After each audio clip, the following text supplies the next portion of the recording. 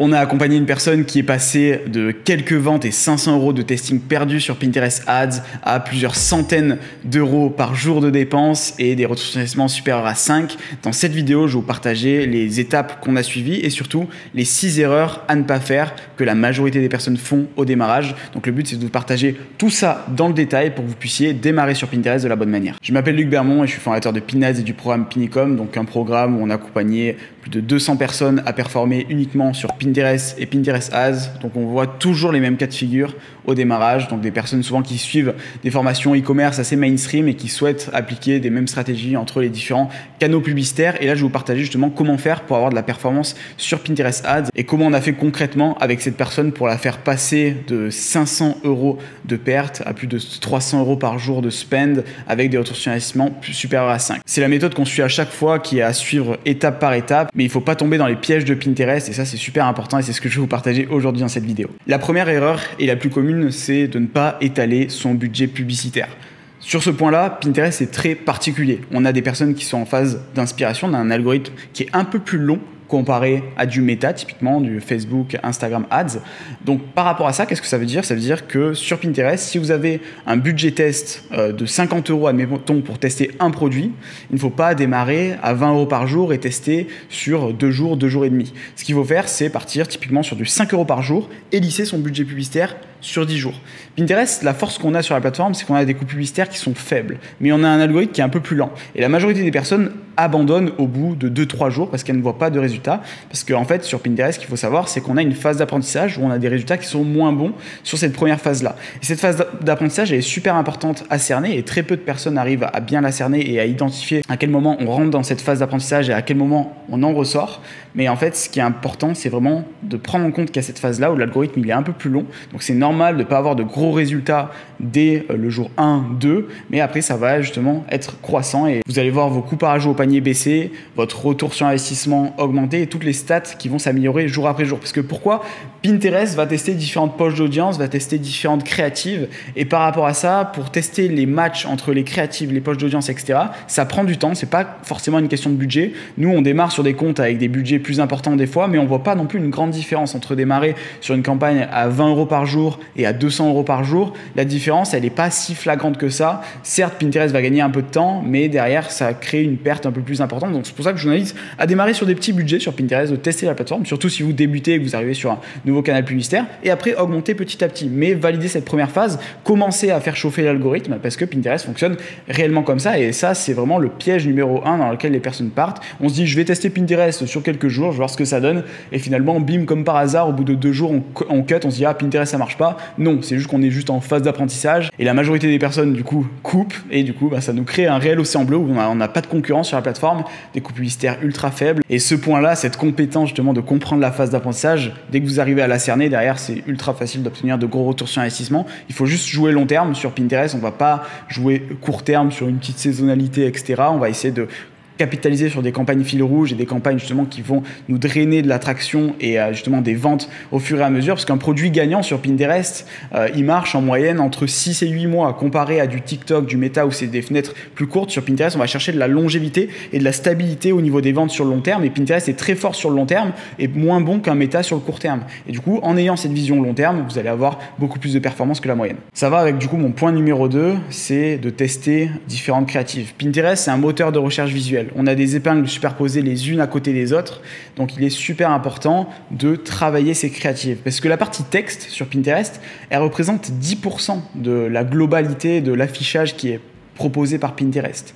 Ce qui est important, c'est donc de travailler ces créatives. Donc travailler différents hooks, ça passe par A/B tester les premières secondes, également tester différentes structures, différents formats. Donc sur Pinterest, on a le format vidéo, le format carrousel, le format statique, donc le format image. Il y a même le format quiz ads qui arrive, dont on le teste en bêta test, mais je vous invite pas à le tester au démarrage, mais restez sur ces 3 premiers formats-là. Mais testez-les parce que vous allez sans doute passer à côté d'une opportunité de dingue si vous vous cantonnez juste à un seul format, etc. Chaque thématique a des formats favoris. Je vous prends l'exemple de la décoration. La décoration, c'est plus du format statique carrousel qui marche bien parce que les personnes, on va les faire s'inspirer sur des publicités qui ressemble pas à des publicités. Donc nous, de notre côté, on dépense plusieurs milliers d'euros par jour dans la décoration et ce qu'on remarque, c'est que ouais, ce format-là fonctionne super bien. Ça ne veut pas dire qu'on teste pas de vidéos et qu'on n'a pas de vidéos qui marchent, mais pour les produits dans cet univers-là où les personnes s'inspirent, l'idéal c'est ce format-là. Contrairement typiquement à la beauté, on est plus sur du format vidéo, de l'avant-après, du format UGC. Donc là-dessus, ça dépend vachement de votre thématique,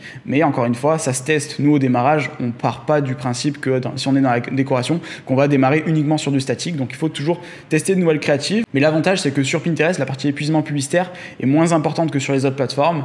Une créa qui marche, nous, on a une créa qui marche depuis plus de 18 mois et on a toujours de la performance dessus. Donc le but, c'est de trouver cette créa-là qui va bien performer. Et une fois qu'on l'a, on va itérer pour justement améliorer sans cesse les performants et limiter cette partie épuisement publicitaire, même si elle est limitée comparée à du TikTok typiquement. Le troisième piège, qui est assez lié au premier finalement, c'est justement de couper trop tôt ces campagnes publicitaires ou de faire trop de mini-ajustements dans les premiers jours.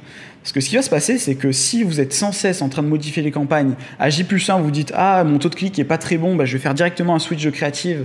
Ah, ce mot-clé-là dépense au mauvais endroit, je vais faire un switch directement de mot-clé. » Et si on le fait trop rapidement, dès les 24 premières 48 heures, ce qui va se passer, c'est que Pinterest va repasser encore une fois dans cette phase d'apprentissage. Donc le but, c'est d'être un peu plus patient au démarrage, le temps de chauffer l'algorithme, et après, on va pouvoir passer sur une seconde phase où on va faire tous ces ajustements. Mais ce qu'il faut savoir, c'est qu'il y a certains ajustements qui vous font repasser dans une phase d'apprentissage, d'autres non. Donc il faut les identifier pour ensuite modifier les bonnes choses au bon timing. J'aime bien dire que Pinterest, c'est un peu comme la muscu. Vous avez des temps justement où vous allez même mettre de l'intensité pour faire tout le paramétrage. Et justement, vous allez être dans l'action et vous avez des temps justement plus, on va dire, de retrait, de repos, où là justement, on va attendre que l'algorithme repart et c'est un peu une danse où on va essayer de jouer entre cette dualité où on fait des modifications, on attend pour voir ce que ça donne, on doit récupérer ces données-là, est-ce que ça a marché, est-ce que ça n'a pas marché, et derrière, on fait les modifications au bon timing. Donc c'est super important de le comprendre et c'est un point vraiment crucial pour votre réussite. Je passe au quatrième piège et qui est vraiment valable pour les personnes qui débutent, c'est de ne pas lancer ces campagnes en conversion.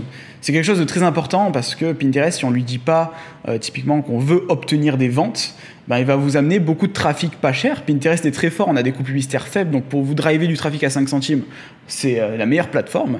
Mais par rapport à ça, si vous lancez des campagnes en intérêt, vous allez avoir beaucoup de trafic, mais beaucoup de personnes qui ne sont pas forcément intéressées, qui cliquent juste, et on n'est pas sur des profils acheteurs qui sont prêts justement à acheter. Et ça, c'est super important. Si vous souhaitez justement avoir de bonnes performances, des gros retours sur investissement, etc., vous êtes obligé de partir sur des campagnes de conversion. Les campagnes de conversion, bas de funnel. Et ce qui est intéressant, c'est que finalement, entre les campagnes par intérêt et les campagnes de conversion, vous n'avez pas tellement un gros gap en termes de coût par clic. Donc autant partir sur des campagnes bas de funnel, des campagnes qui vont driver directement des ventes. Donc ça passe par les campagnes de conversion pure et les campagnes de vente par catalogue, les campagnes shopping qui sont un format vraiment top en 2024, on cartonne à fond là-dessus. Ça nécessite juste d'avoir un peu plus de 30 produits, mais il faut vraiment se concentrer sur cette partie-là qui est vraiment la force de Pinterest. Et Pinterest, c'est une plateforme shopping. Donc autant se cantonner sur ces campagnes-là shopping bas de funnel. L'avant-dernière erreur, et c'est là où on se challenge beaucoup, c'est de tester justement plusieurs pages de redirection.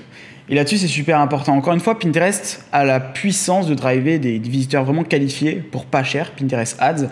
Mais la problématique, c'est quoi? C'est que si on reste cantonné à une seule page de redirection et qu'on A/B teste pas plusieurs pages de redirection, donc des pages sous format advertorial, de la redirection page produit, de la redirection page catalogue, si on teste pas tout ça et qu'on n'est pas sans cesse dans de l'amélioration continue, vous avez de fortes chances de ne pas pouvoir scaler ou ne pas pouvoir optimiser au maximum vos performances publicitaires. Et on est toujours du coup sur cette phase où on va toujours A/B tester cette partie-là, dans le sens où il y a beaucoup de personnes qui me disent « Ah, ça performe pas sur Pinterest, etc.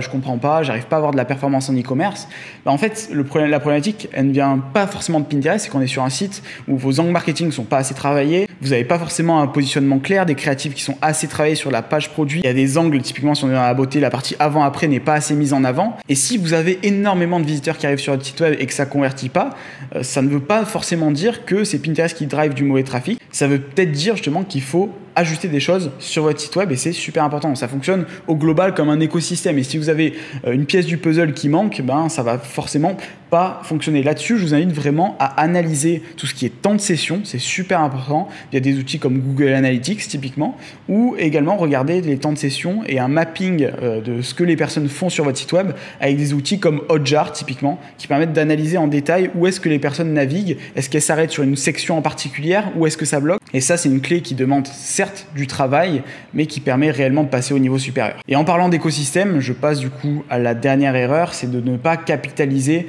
sur son compte Pinterest. Donc ça veut dire ne pas travailler son image de marque de compte, ne pas publier d'épingles, un minimum d'épingles sur la partie organique. Ça, c'est super important.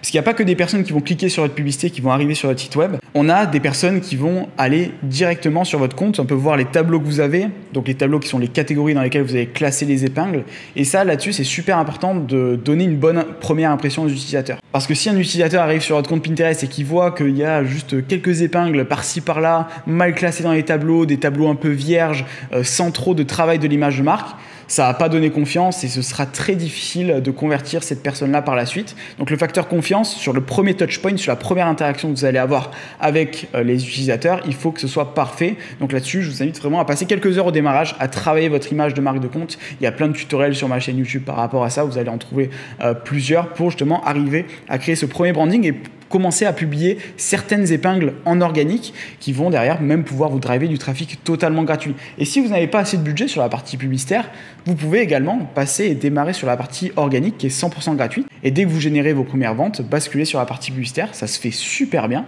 Et là-dessus, si vous voulez plus d'informations, je vous laisse le lien de la méthode BPO où je partage du coup les 14 niches qui performent le mieux sur Pinterest. Tout ça backé par une étude de cas et en vous présentant tous les détails de la méthode BPO. Et c'est cette méthode qu'on utilise de notre côté pour avoir de grosses performances. J'espère en tout cas que cette vidéo vous a plu. Si vous souhaitez aller plus loin, je vous mets tous les liens en description et on se retrouve dans les prochaines vidéos au sujet de Pinterest. C'était Luc, ciao!